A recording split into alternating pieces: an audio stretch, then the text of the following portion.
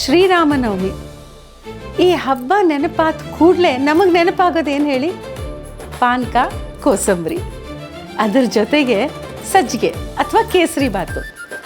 ಇಲ್ಲಿ ನೋಡಿ, ನಾವು ಆಚರಿಸೋ ಪ್ರತಿಯೊಂದು ಹಬ್ಬದಲ್ಲೂ ಆರೋಗ್ಯಕ್ಕೆ ಎಷ್ಟು ಪ್ರಾಮುಖ್ಯತೆ ಕೊಡ್ತೀವಿ ಅಂತ. ಈಗ ಶ್ರೀರಾಮನವಮಿನೇ ತಗೊಳ್ಳಿ. ಆ ಹಬ್ಬ ಬರೋದು ಸಮ್ಮರಲ್ಲಿ. ಸಮ್ಮರ್ ಅಂದರೆ ಬಿಸಿಲು, ಸೆಕೆ, ಸುಸ್ತು. ಅದಕ್ಕೆ ನೈವೇದ್ಯಕ್ಕೆ ನಾವೇನು ಇಡ್ತೀವಿ? ತಂಪಾಗಿರೋ ಕೋಸಂಬರಿ, ಪಾನಕ. ಅದು ನಮ್ಮ ದೇಹನೂ ತಂಪು ಮಾಡುತ್ತೆ ಅಲ್ವಾ? ಅದರ ಜೊತೆಗೆ ಕೇಸರಿ ಬಾತು ಅಥವಾ ಸಜ್ಜಿಗೆ. ಒಂದು ಪಕ್ಷ ನಿಮಗೆ ಸಜ್ಜಿಗೆ ಮಾಡೋಕ್ಕೆ ಬರಲ್ಲ ಅಂದ್ಕೊಳ್ಳಿ, ಸಿಂಪಲ್.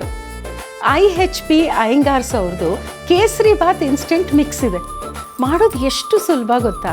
1 ಕಪ್ಪಷ್ಟು ಆ ಇನ್ಸ್ಟೆಂಟ್ ಮಿಕ್ಸ್ನ ತಗೊಳ್ಳಿ. ಅದಕ್ಕೆ ಡಬಲ್ ನೀರನ್ನ ಒಂದು ಪಾತ್ರೆಯಲ್ಲಿ ಹಾಕಿ ಚೆನ್ನಾಗಿ ಕುದಿಸಿ, ಅದಕ್ಕೆ ಈ ಇನ್ಸ್ಟೆಂಟ್ ಪುಡಿನ ಹಾಕಿ ಮಿಕ್ಸ್ ಮಾಡಿ, ಮೇಲೆ 1-2 ಸ್ಪೂನ್ ತುಪ್ಪ ಹಾಕ್ಬೋದು. ಎಷ್ಟು ರುಚಿಯಾಗಿರುತ್ತೆ ಗೊತ್ತಾ? ಈ ಸಲ ಹಬ್ಬಕ್ಕೆ ನಿಮ್ಮನೆಗೆ ನನ್ನ ಕರೀರಿ.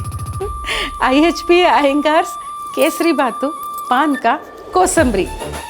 ನಿಮಗೆಲ್ಲರಿಗೂ ಶ್ರೀರಾಮನವಮಿಯ ಹಾರ್ದಿಕ ಶುಭಾಶಯಗಳು.